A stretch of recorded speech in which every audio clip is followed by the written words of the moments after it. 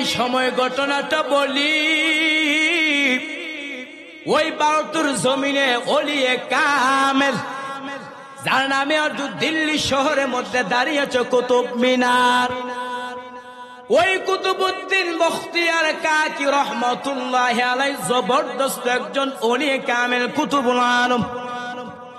ইন্তেকালের সময় খাদেমকে ডেকে বললেন, এ খাদেম, আমি বোধহয় আর বেশি দিন বাঁচবো না, মরণাপন্ন হয়ে যাচ্ছি, সারাতান কেমন যেন মনটা খারাপ লাগতেছে। বিদায় বেলা 2টা ওসিয়ত করা যায়, করায় ঘন্টা পালন করবি। 1 নম্বরে মরণের পরে জানাজা পড়ে তাড়াতাড়ি দাফন করে দিবি, দেরি করবি না। কারণ নবী বলছেন মাইয়িতের জানাজা দেরি করে পড়লে মাইয়িত বড় কষ্ট বা তাড়াতাড়ি দাফন করে কবর রাখবি। 1 নম্বর। আমরা করি উল্টা। কেন? ছেলে কানাডায় রইছে, না আইলে জান্নাতে টিকিট দিবে না, জানাজা হবে না। অথচ যেই ছেলের জন্য বাবা লাশটা এখনো রেডি করে না, ওই সন্তান বিদেশে ঠিক মতো নামাজও পড়ে, রোজাও রাখে না। আবার ওই সন্তান যদি বাবার জন্য মুনাজাত দেয়, কবুল হওয়ার ভিতরে সন্দেহ সৃষ্টি হয়। ওই সন্তানের জন্য অপেক্ষা করে কি লাভ? নবীর কথা অনুযায়ী যদি বাবার লাশটা দাফন করে দিত, আর সন্তান বিদেশ থেকে আসার পর এলাকার আলেম উলামায়ে কেরাম নিয়ে যদি বাবার কবর জিয়ারত করত, সন্তানের কান্নার উসিলায় বাবার কবরকে আল্লাহ জান্নাতের টুকরা বানায় দিতে পারত। কুতুবউদ্দিন বখতিয়ার কাকি বলেন, 1 নাম্বার ওসিয়ত, আমার মরণের পরে জানাজা পড়ে তাড়াতাড়ি দাফন করে দিবি। 2 নাম্বার ওসিয়ত, আমার লাশটা নিয়ে যখন ওই ভারতের ময়দানে হাজির করবি, ভারতের সকল উলামায়ে কেরাম দাঁড়িয়ে যাবে নামাজ পড়ার জন্য। তবে আমি তোকে এমন কিছু গুণের কথা বলি, তোর মধ্যে যার মধ্যে 4টা গুণ পাও, সে আমার নামাজ পড়াবে। 1 নম্বরে ওই আলেম আমার জানাজা পড়াবে, যে আলেম কোনদিন জীবনে আসরের 4 রাকাত ফরজ নামাজ এর আগে 4 রাকাত সুন্নত যার জীবনে ছুটে নাই। একদিন যার জিন্দেগিতে আসরে 4 রাকাত ফরজ নামাজের আগে 4 রাকাত সুন্নত যার ছুটে নাই, এটা কি অনেক বড় সহজ শর্ত নাকি? আজকে তুমি নামাজও পড়তে পারো না, যদি নামাজও পড়ে এমন ভাবে নামাজ পড়ো, তুমি বান্দা 5 ওয়াক্ত নামাজ পড়তে পারো না, আবার আসরে 4 রাকাত ফরজের আগে সুন্নাত। যদিও বান্দা নামাজ পড়ো 2 রাকাতে 4 রাকাত নামাজ শেষ হয়ে যায়। আসেনি? কত আল্লাহর বান্দা সফরের মধ্যে থাকি, কত আল্লাহর বান্দাকে মসজিদের মধ্যে দেখি, নামাজ পড়তে ঢুকি, আমার সাথে ওই লোকে দাঁড়াইছে, কিন্তু আমি 2 রাকাত নামাজ ফরজ শেষ করতে না করতে আল্লাহর বান্দা 4 রাকাত নামাজ শেষ হয়ে যায়। অথচ আবু যর গিফারি বলেন, নাহানি খলিলি আন 3। আবু যর গিফারি বলেন, আমার নবী আমাকে 3টা বিষয়, যেই 3টা বিষয় আছে ওই 3টা বিষয় থেকে আমাকে হেফাজত করেছেন। 1 নম্বরে আন কোরআন করদ্দিক, মুরগের মতো টুকর দিতে। কিসের মতো? 1 নাম্বার হচ্ছে আন কোরআন করদ্দিক, মুরগের মতো টুকর দিতে। 2 নম্বরে ওয়া আন উকইয়া ইকা আল কালবি, কুকুরের মতো বসতে। 3 নম্বর ওয়া আন আফতারিশা ইফতিরাশা সালাবি। আবু যর গিফারি বলে, আমার নবী আমাকে 3টা বিষয় এমন আছে যে 3টা বিষয় থেকে হেফাজত নিষেধ করেছেন। এর মধ্যে 3 নাম্বার হলো ওয়া আন আফতারিশা ইফতিরাশা সালাবি, শিয়ালের মতো বসতে। এরে নবীর উম্মতের দল, এজন্য নামাজ পড়বা মুরগের মতো টুকর দেওয়া যাবে নাকি? সেজদার মধ্যে যাও, সুবহানা রাব্বিয়াল আ'লা 3 বার বলা যায় না? একবার বলার পরে মুসল্লির হতাশা হয়ে যায়, এত লম্বা সেজদা দেওয়ান লাগে নাকি? আবার যদি নামাজ পড়ে এমন ভাবে নামাজ পড়ো, সাহাবায়ে কেরাম তারা যেমন ভাবে নামাজ পড়েছেন, কাআন্নাহা আখিরু সলাতিকা মিনাদ দুনিয়া, তারা এমন ভাবে নামাজ পড়ছে যেটাই হলো আমার শেষ নামাজ। শুধু তাই না, কাআন্না রুউসুহুমুত তায়র, কেমন যেন তাদের মাথার মধ্যে পাখি বসে থাকতো। এমন ভাবে নামাজ পড়তো যে তাদের মাথার উপর কি থাকতো? পাখি বসে থাকতো। কিন্তু আমি আপনি কি সেইভাবে নামাজ পড়তে পারি? নামাজ পড়তে পারি না। নবী বলেন, উবুদুল্লাহ কাআন্নাকা তারা ফাইন লাম তাকুন তারাহু ফাইন্নাহু ইয়ারাক। নবী আমার বলেন, উম্মত উবুদুল্লাহ, এমন ভাবে নামাজ পড়ো কাআন্নাহা, যেমন তুমি আল্লাহকে দেখতে পাও। ফাইন লাম তাকুন তারাহু ফাইন্নাহু ইয়ারাক, যদি আল্লাহকে দেখতে না পাও তবে ধারণা করো আল্লাহ আমাকে দেখতেছেন। ধারণা করতে হবে আল্লাহ আমাকে দেখতেছেন। নামাজ পড়তেছো, মালিক যখন আপনাকে বলে সতর্কতার সাথে কাজ করো, সিসি ক্যামেরা ফিট আছে, তখন আপনি কি আর ফাঁকি দেওয়ার কোনো সুযোগ পাবেন? কোন সুযোগ পাবেন না। আল্লাহকে আপনি দেখতেছেন অথবা আল্লাহ আপনাকে দেখতেছে, এই বিশ্বাস যদি আপনার ভিতরে থাকে, আপনি কখনো নামাজ কি করতে পারবেন না, নামাজের মধ্যে বেখেয়াল আসবে। এজন্য তারা যেমন ভাবে নামাজ পড়ছেন সেভাবে নামাজ পড়তে হবে। আল্লাহর নবী একজন সাহাবী আলীকে প্রশ্ন করলো, আলী তুমি যে আল্লাহর ইবাদত করো, আল্লাহকে দেখতে পাও কিনা? আলী বলে, আমি এমন আল্লাহর ইবাদত করি না যে আলী আমি আল্লাহকে দেখতে পাই না। এর নবীর উম্মতের দল, আল্লাহর ইবাদত করবা যেন আল্লাহ আমাকে দেখতে আছে। একজন আল্লাহর বান্দা পীর সাহেব ছিল, ওনার ভক্তদেরকে তিনি পরীক্ষা করতেছেন তাদের মধ্যে কামালিয়ত আসছে কিনা। প্রত্যেক মুরিদের হাতে একটা করে ছুরি এবং একটা করে মুরগি দিল।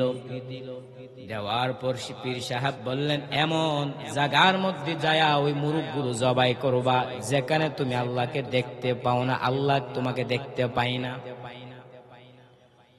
সবাই বহুদূর চলে গেল,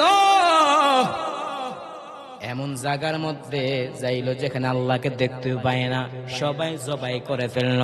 কিন্তু একজন আল্লাহর বান্দা পীর সাহেবের সামনে আইসা বলতে লাগলো, ও পীর সাহেব হুজুর, আমি যেই জায়গার মধ্যে যাই না কেন, আমি যখন পাহাড়ের মধ্যে যাই, আমি যখন নদীর মধ্যে যাই, আমি যখন জঙ্গলের মধ্যে যাই, আমার মালিক আমাকে দেখতেছে।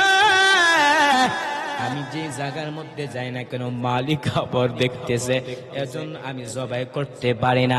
আল্লাহর বান্দা পীর সাহেব বুঝলেন তার বিদ্য কামালিয়ত চলে আসছে। এরে নবীর উম্মতের দল, এজন্য এভাবে নামাজ পড়তে হবে। কুতুবউদ্দিন বখতিয়ার কাকি বল, 1 নাম্বার ওসিয়ত, আমার মরণের পরে জানাজা পড়া তাড়াতাড়ি দাফন করে দিবি।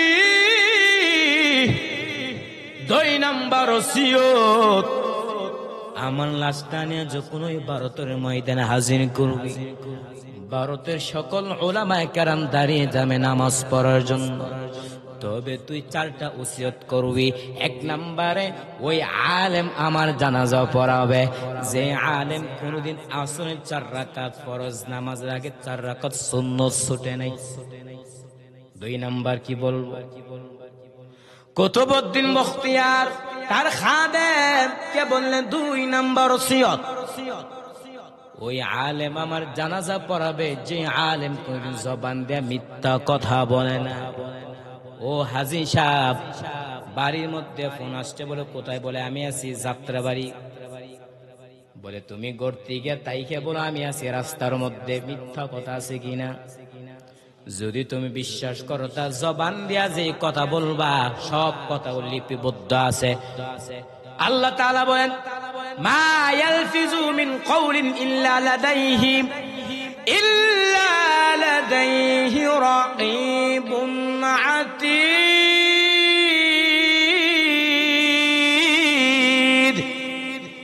এরে বান্দা, তুমি যেই কথা বলবা না কেন, যেই কাজটা করবা না কেন, সব জবান দিয়া যেই কথা বলবা লিপিবদ্ধ হচ্ছে। অতএব কথা বলার ক্ষেত্রে সাবধান অবলম্বন করা জরুরি। 3 নম্বর শর্ত হলো, ওই আলেম আমার জানাজাটা পড়াবে, যে আলেম কোনদিন তার চোখ দিয়া বেগানা নারী নজর পড়ে নাই। অথচ তুমি বান্দা দলিল দাও, যারা বেগানা নারী নজর দিবে 1 পাতির পর্যন্ত অনুমতি আছে। এই যে তুমি মেয়ে দিয়ে তাকাইলা আর পাতি দিচ্ছ না কেন, 1 পাতির পর্যন্ত অনুমতি আছে। আমি বলি, রে বাবা, পাতি যে আসে তোমাকে বলে আসে নাকি? ওইটার কথা বলা হয়েছে। তুমি যে তাকলা মেয়ে দিয়া পাতি দিচ্ছ না কেন, 1 পাতি দেওয়ার পরে আর সুযোগ নাই, এই পাতি উদ্দেশ্য না, বরং ওই পাতি দেওয়ার উদ্দেশ্য, অর্থাৎ তুমি যখন চোখের পাতি তো তোমাকে বলে আসে না, হঠাৎ চলে আসে, এটা উদ্দেশ্য। 4 নম্বর, ওই আলেম আমার জানাজা পড়াবে, যে আলেম কোনদিন তাহাজ্জুদ নামাজ তার জীবনে ছুটে নাই। খাদেম আলান করার উপর, ওই 4টা আলান করার পর মাঠটা কেমন যেন একদম নিস্তব্ধ হয়ে গেল। খাদেম বললেন, কে আছো? তাড়াতাড়ি কুতুবুদ্দিন জানাজা পড়ায়া দাও। আল্লাহর ওলি কুতুবুদ্দিন তো এমনি এমনি বলে নাই, অবশ্যই এই 4 গুণগুলা কে আসো, তাড়াতাড়ি আস।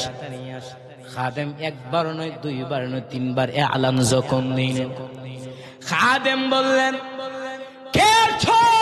তাড়াতাড়ি কুতুবুদ্দিন জানাজা পড়ায়া দাও।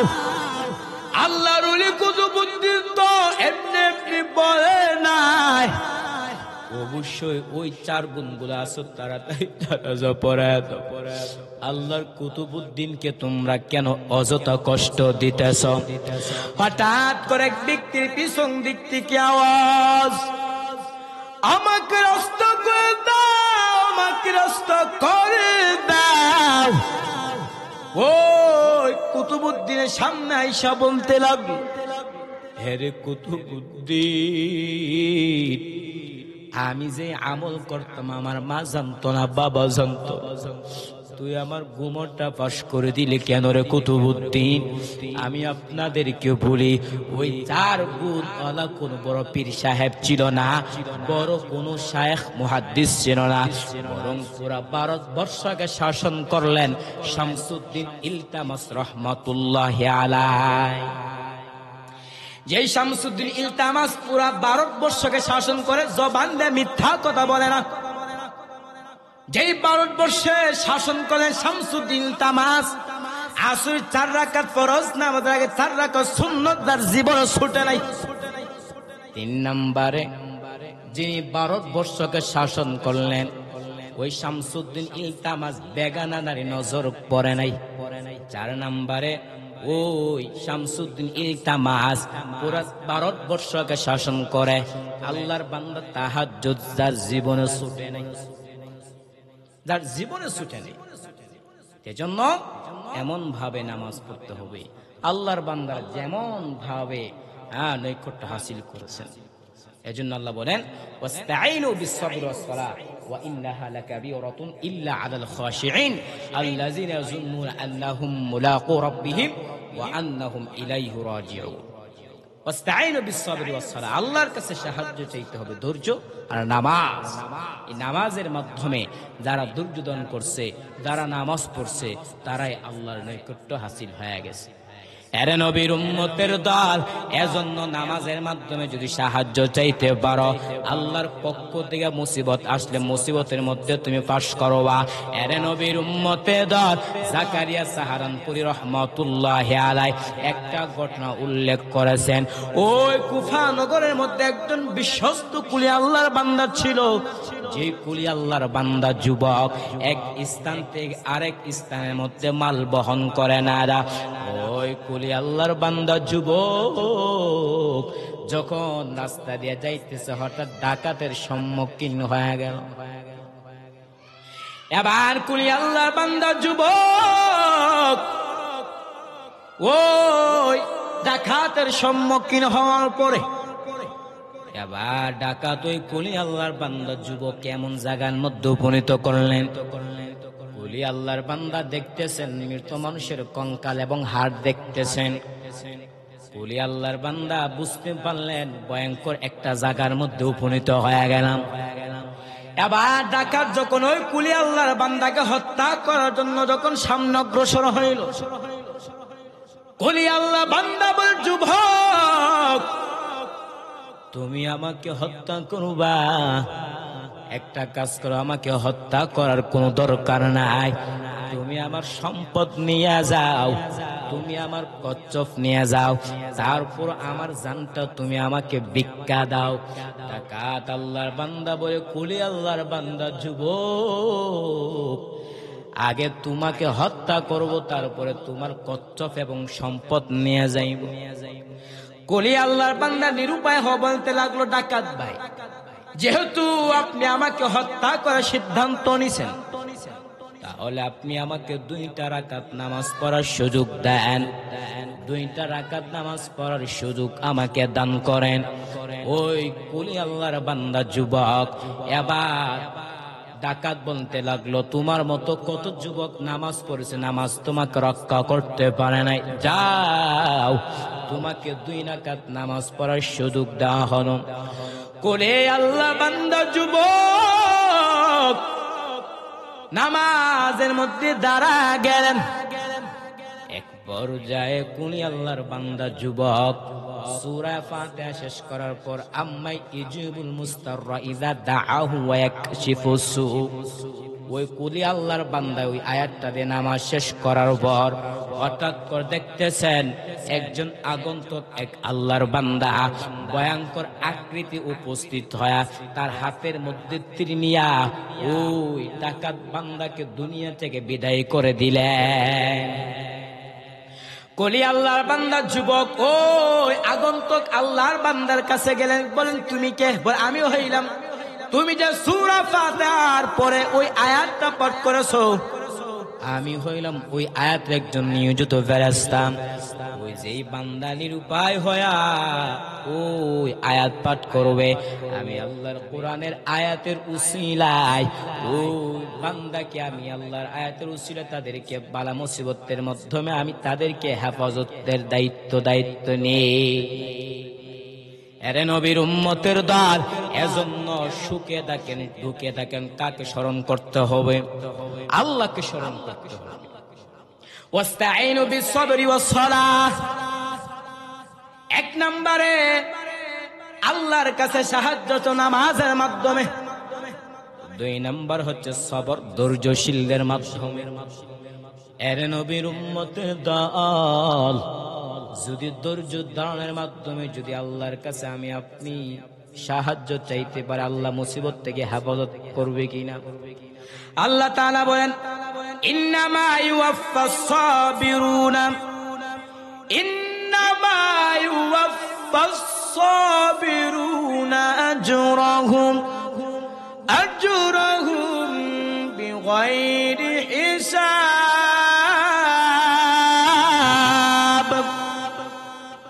আল্লাহ তাআলা বলেন, যারা ধৈর্য ধারণ করবে আমার আল্লাহ তাআলা ওই বান্দাকে বিনা হিসাবে জান্নাত দান করবে। এরে নবীর উম্মতের দল, এজন্য ধৈর্য ধারণ করতে পারলে আল্লাহ আমাকে আপনাকে ধৈর্যশীলদের অন্তর্ভুক্ত বানায় দিবে এবং বালা মুসিবত থেকে আমি আপনি হেফাজত থাকতে পারবো। এরে নবীর উম্মতের দল, ধৈর্যশীল অন্তর্ভুক্ত যারা আছেন, ধৈর্যের দৃষ্টান্ত কায়েম করলেন আল্লাহর পয়গম্বর হযরত আইয়ুব আলাইহিস সালাতু ওয়াস সালাম। আইয়ুব নবীর টাকা পয়সা অভাব না, সন্তান অভাব নাই, শয়তান দেখিয়া মাথা গরম, কিন্তু আইয়ুব আলাইহিস সালাম এমন ভাবে একটা সৃজন করলেন যেন একটা সেকেন্ড তো আমার ঘরে আল্লাহর জিকির ছাড়া যেন না যায়। শয়তানের মাথা গরম হয়ে গেল, এত ইবাদত আইয়ুব করবেটা কেমন করে হয়? আল্লাহ গো, তোমার একটু সম্পদে মায়ে পুরো তোমার ইবাদত করে, তোমার একটু সন্তানের মায়ে পড়ে তোমার ইবাদত করে। আল্লাহ কয় না, আয়ুব যে ইবাদত করে একমাত্র আমার মহব্বত আর ধৈর্যের সাথে ইবাদত করে। বলে না না, কয় দেখ আমি পরীক্ষা করি, সব সম্পদগুলো আগুনে জ্বালায়া দিও। আয়ুব নবী কাছে বিশ কইরা আইয়ুব আর আল্লাহকে ডেকে রব্বানা, কারণ তোমার সব সম্পদ আগুনে পুড়ে ছাই। আয়ুব নবী মুনাজাত দেখ আলহামদুলিল্লাহ।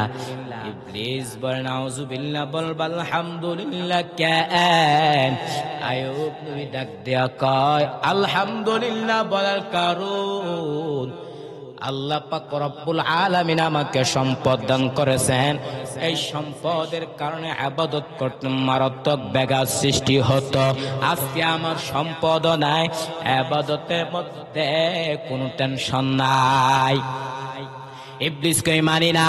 আল্লাহ কয় দেখ আরো পরীক্ষার মধ্যে ফালাই দিতেছি। কুরওয়াতুন ওয়াইজিন নামক কিতাবের মধ্যে উল্লেখ রয়েছে আয়ুব নবীর শরীরের মধ্যে কিরা পোকা ধরে গেছে। একদিন আয়ুব তাকা দেখে তার জিহ্বার মধ্যে পোকা। এতদিন আয়ুব জিহ্বা নাড়া নাড়া আল্লাহর জিকির কতদিন ঠান্ডা হয়ে যেত। আজ নবীর চোখে কোটাই পানি আল্লাহকে ডেকে বলে ও দয়ালু মালিক, এতদিন আমি এত সুস্থ, ঠিক মতো খাইতে পারি না, কিন্তু তোমার দেওয়া জিহ্বা দেওয়া যখন তোমার নামে জিকির করে আমার ক্ষুধার তৃষ্ণা মিটে যা। আজকে আবার জিহ্বার মধ্যে পোকা, আমি কেমন স্মরণ করবো রে মালিক। আয়ুব নবী এইভাবে নিজে নিজে মুহাসাবা করতেছেন, আল্লাহর কাছে ধৈর্যের পাহাড় কায়েম করতেছেন। হঠাৎ করে তাকায় দেয় তার সকল বিবিরা তার সামনে দাঁড়া বলে, আর আমরা আপনার ঘরে থাকবো না, আপনি আমাদের কি তালাক দিয়া দেন। সবাই চলে যেতেছে, আপনি চলে যায়, আমরা থাকতে চাই না। আয়ুব নবী বলে যাও যাও, বিদায় না বিবিরা যেতেছে না। নবী কান্না করে দারু বালি, দুনিয়াতে সন্তান যদি মার কাছে মার কাছে বাবার কাছে আশ্রয় নেই, আবার বাবা যদি সন্তানকে পাহাড় করে মায়ের কাছে আশ্রয় নেয়, কিন্তু শেষ পর্যন্ত প্রত্যেকটা মানুষের জীবনে আপন তার আদরের বিবি ছাড়া আর কেউ ওদের বাড়ি। আজ আমার বিবির আমার কাছ থেকে চলে যাইতেছে, আল্লাহ আমার মনে কোনো কষ্ট নাই, তোমার কাছে অনুরোধ তুমি আমাকে ছেড়ে দিও না রে মালিক। দুনিয়া সব আমাকে ছেড়ে চলে যাবি, আমাকে ছেড়ে দিয়ে তার মালিক। আয়ুব নবী এই কথা তুই আমার চোখ বেবে পানি ফুটা গুলো গালবি পড়তেছেন। হঠাৎ করে তাকা দেখি তারপর কিনারা একবার তো বিবি ইউসুফ নবীর কন্যা রহমা আয়ুব নবীর পায়ে কিনারায় বসে বসে কান্না করে। আয়ুব নবী বলে সবাই চলে গেছে, তুমি যাও নাই কেন বিবি? রহমান নামক বিবি পাজা কান্না করে আর বলে, পয়গম্বর আমার বাবা ইউসুফের কদ্দাবি, কিন্তু আমার তেমন কোনো আমল নাই। ওই যে হাসরের ময়দানে আল্লাহ কঠিন একটা হুঙ্কার দিবেন, লিমানিল মুলকুল ইয়াউম লিল্লাহিল ওয়াহিদিল কাহ্হার। আল্লাহ একটা কঠিন হুঙ্কার দিবে, আজকে না যুদ্ধ কার একমাত্র আমার আল্লাহর।